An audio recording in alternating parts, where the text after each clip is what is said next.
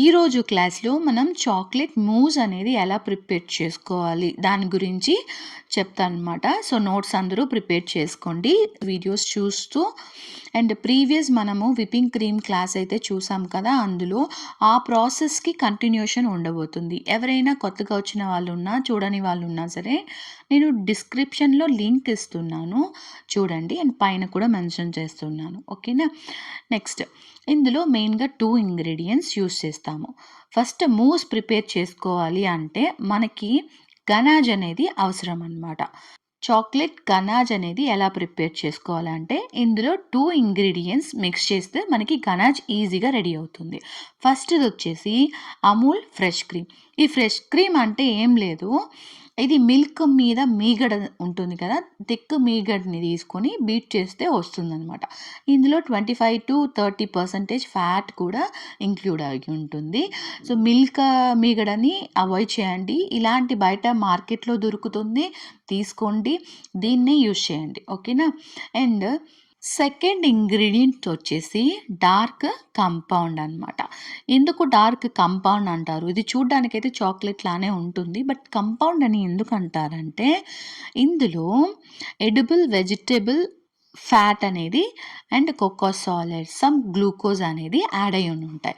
నార్మల్గా చాక్లెట్లు చూసుకుంటే మీరు cocoa powder plus cocoa butter తోటి చేస్తారు కాబట్టి దాన్ని చాక్లెట్ అంటారు.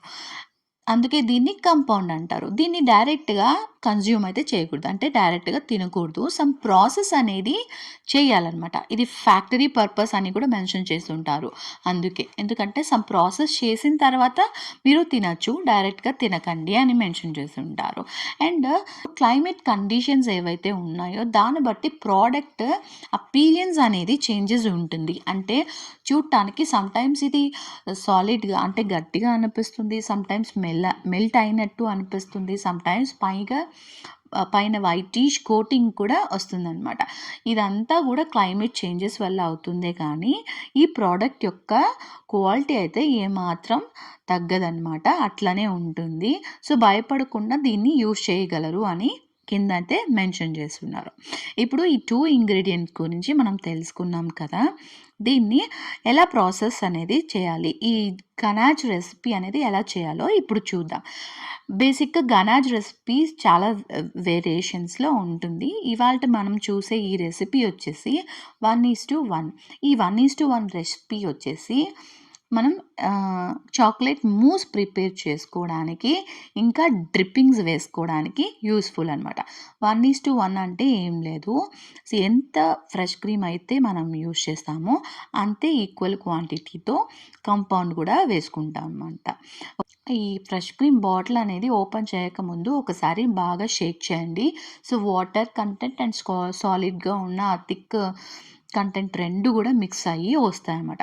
రెండు షేక్ చేసుకున్న తర్వాత మీరు కప్లో అయితే పౌర్ చేసుకోండి. నేను ఇప్పుడు 1/2 కప్ ఫ్రెష్ క్రీమ్ అనేది తీసుకుంటున్నాను.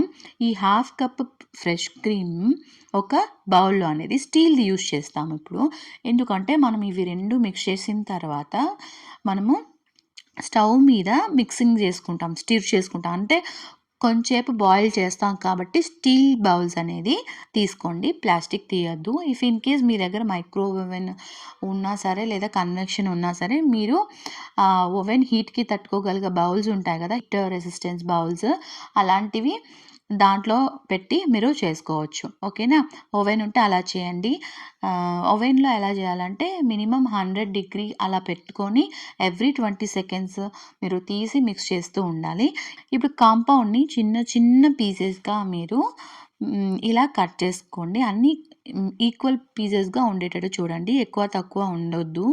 అప్పుడు కొన్ని మెల్ట్ అవుతాయి, కొన్ని మెల్ట్ అవ్వడానికి టైం తీసుకుంటాయి. సో ఈ విధంగా కట్ చేసుకొని ఏ కప్లో అయితే మనము ఫ్రెష్ క్రీమ్ మెజర్ చేసుకున్నామో అదే కప్లో ఆ లెవెల్కి కాకుండా ఇంకొంచెం ఎక్కువగానే వచ్చేసి యాడ్ చేసుకోండి. కాంపౌండ్ పీసెస్ వేసినప్పుడు కప్లో గ్యాప్స్ ఉండిపోతాయి కదా, అందుకే ఎక్కువ వేసుకోమని చెప్తాను. వీడియోలో చూపించిన విధంగా మీరు కాంపౌండ్ పీసెస్ అనేది మొత్తం వేసేసుకోండి.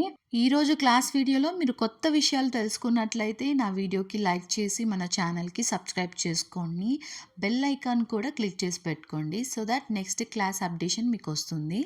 స్టవ్ అయితే ఆన్ చేసుకొని లో ఫ్లేమ్‌లో పెట్టుకోండి ఎప్పుడు గూడా. ఇది ఫ్రెష్ క్రీము త్వరగా బర్న్ అయితే అయిపోతుంది. అంటే మాడిపోతుంది కాబట్టి మీరు లో ఫ్లేమ్‌లో చాలా తక్కువ ఫ్లేమ్‌లో పెట్టి మెల్లిగా కలుపుకుంటూ ఉండాలి. ఇది వచ్చేసి ఒక ఓవరాల్ ప్రాసెస్ ఒక 5 మినిట్స్ పడుతుంది అంతే. మెల్లిగా ఆ ఫ్రెష్ క్రీమ్ అనేది బాయిల్ అయ్యే స్టేజ్‌కి కాంపౌండ్ పీసెస్ అనేది వచ్చేసి ఆటోమేటిక్‌గా మెల్ట్ అయిపోతూ ఉంటుందనమాట. సో, బాయిలింగ్ స్టార్ట్ అయ్యేటప్పటి నుంచి మీరు కంటిన్యూయస్‌గా మిక్స్ చేస్తూ ఉండాలి. ఇప్పుడు చూసారా లైట్‌గా బాయిల్స్ అయితే స్టార్ట్ అయిపోయింది. ఇప్పటి నుంచి నేను కంటిన్యూయస్‌గా మిక్స్ చేస్తూ ఉంటాను. సో దట్ ఆ హీట్ మీద ఆ కాంపౌండ్ పీసెస్ ఏవైతే ఉన్నాయో బాగా మెల్ట్ అయిపోయి మనకి గనాజ్ అనేది ప్రిపేర్ అయిపోతుందనమాట. సిల్కీ స్మూతీ గనాజ్ వచ్చేసి ప్రిపేర్ అయిపోతుంది. ఓకేనా? ఏ లమ్స్ లేకుండా చూసుకోండి. ఇలా మిక్స్ చేస్తూ ఉండండి.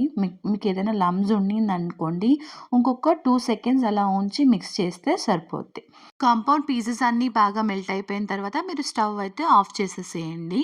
మనకు 5 మినిట్స్‌లో గనాజ్ రెసిపీ అయితే చేసేయొచ్చు. ఇది మొత్తం కంప్లీట్‌గా కూల్ అవ్వాలనమాట. కూల్ అయిన తర్వాత మనము ఈ ముందు క్లాస్‌లో చెప్పిన విధంగా విప్పింగ్ క్రీమ్ అయితే బీట్ చేసుకొనుంటారు కదా! ఈ విప్పింగ్ క్రీమ్‌లో మనము ఈ గనాజ్ అనేది మిక్స్ చేసుకోవాలి. నాకు 1 కేజీకి ఎంత విప్పింగ్ క్రీమ్ అయితే రిక్వైర్డ్ ఉందో నేను స్పాచులాతో ఈ విధంగా కొద్దిగా మిక్స్ చేసుకుంటాను. ఎప్పుడు కూడా మీకు ఎప్పుడైతే అవసరం ఉంటుందో అంటే ఎప్పుడైతే కేక్ ఆర్డర్ ఉంది, కేక్ చేయాలనుకుంటున్నారో అప్పుడు మిక్స్ చేసుకోండి. ముందుగా మిక్స్ చేసి పెట్టుకొని నెక్స్ట్ డే, తర్వాత డే అలా యూజ్ చేస్తే దాని టేస్ట్ అనేది చేంజ్ అయిపోతూ ఉంటుంది. చాక్లెట్ మూజ్ ఎప్పుడు కూడా ఫ్రెష్‌గానే మీరు మిక్స్ చేసుకోవాలి. ఇదైతే కూల్ అయిపోయింది కదా! చూడండి కూల్ అయిన తర్వాత ఎంత థిక్‌గా ఫార్మ్ అయిందో. మనం స్టార్టింగ్ ప్రాసెస్ చేసేటప్పుడు బాయిల్ అయినప్పుడు సిల్కీ స్మూతీగా ఉండేది కదా! ఇప్పుడు ఈ కన్సిస్టెన్సీలో ఉంటదనమాట కూల్ అయిన తర్వాత. సో, ఇప్పుడు దీంతో నేను ఒక 2 స్కూప్స్ అనేది తీసుకున్నాను. తీసుకొని ఇలాగా స్పాచులాతో మిక్స్ చేసుకుంటూ ఉంటాననమాట. అది పూర్తిగా క్రీమ్‌లో మిక్స్ అవ్వాలి. ఒకవేళ ఇది మీకు టైం టేకెన్ ఎక్కువ క్రీమ్ అనిపిస్తే మీరు హ్యాండ్ మిక్సర్ ఉంది కదా! దాన్ని పెట్టుకొని కూడా డైరెక్ట్‌గా బీట్ చేసుకోవచ్చు. ఎప్పుడు చాక్లెట్ గనాజ్ అనేది కొద్ది కొద్దిగా యాడ్ చేసుకోండి. ఎందుకంటే మీకప్పుడు కలర్ అండ్ టెక్స్చర్ అనేది తెలుస్తుందనమాట. ఎక్కువ ఒకేసారి యాడ్ చేసినా చేదొచ్చేస్తుంది. సో, మైల్డ్ స్వీట్‌నెస్‌తో పాటు మీకు చాక్లెట్ ఫ్లేవర్ కావాలనుకున్నప్పుడు ఒక 2 స్కూప్స్ అనేది యాడ్ చేసుకుంటూ చూడండి. కన్సిస్టెన్సీ ఓకే అనుకుంటే అప్పటికి స్టాప్ చేసేయొచ్చు. ఎక్కువ చాక్లెటీ కావాలనుకుంటే ఇంకా ఎక్కువ యాడ్ చేసుకొని మీరు ఇలా బీట్ చేసుకోవచ్చు. ఈజీగా ఈ విధంగా అయితే చాక్లెట్ మూజ్ అయితే ప్రిపేర్ అయిపోయింది. చాలా అంటే చాలా బాగుంటుంది. ఇలా చేస్తే టేస్ట్ వైజ్ మీకు గనాజ్ చేసుకోవడానికి టైమ్ టేకన్ అనిపించినా లేదా ఫ్రెష్ క్రీమ్ అవైలబిలిటీలో లేదనుకున్నా మీరు చాక్లెట్ ఉంటుంది కదా! కంపౌండ్ కాకుండా చాక్లెట్‌ని డబుల్ బాయిలర్ మెథడ్ యూజ్ చేసి మెల్ట్ చేసి కూడా డైరెక్ట్‌గా మీరు విప్పింగ్ క్రీమ్‌లో వేసుకొని అంటే కూల్ అయిన తర్వాత ఓకే. మెల్టెడ్ చాక్లెట్‌ని ఇందులో డైరెక్ట్‌గా పౌర్ చేసుకొని కూడా చాక్లెట్ మూజ్ అనేది ప్రిపేర్ చేసుకోవచ్చు. చాక్లెట్ ఎలా మెల్ట్ చేయాలి ఈ డబుల్ బాయిలర్ మెథడ్ యూజ్ చేసి అనుకుంటే పైన లింక్‌లో వీడియో మెన్షన్ చేస్తున్నాను. మీరు వెళ్ళి చూసి తెలుసుకోండి. ఇవాల్టి క్లాస్‌లో మీకు ఇంకా ఏమైనా ఈ చాక్లెట్ మూస్ గురించి డౌట్స్ ఉన్నట్లయితే కామెంట్స్‌లో చెప్పండి. మళ్ళీ నెక్స్ట్ వీడియోలో అంటే నెక్స్ట్ క్లాస్‌లో కలుద్దాం. అంతవరకు టాటా బాయ్.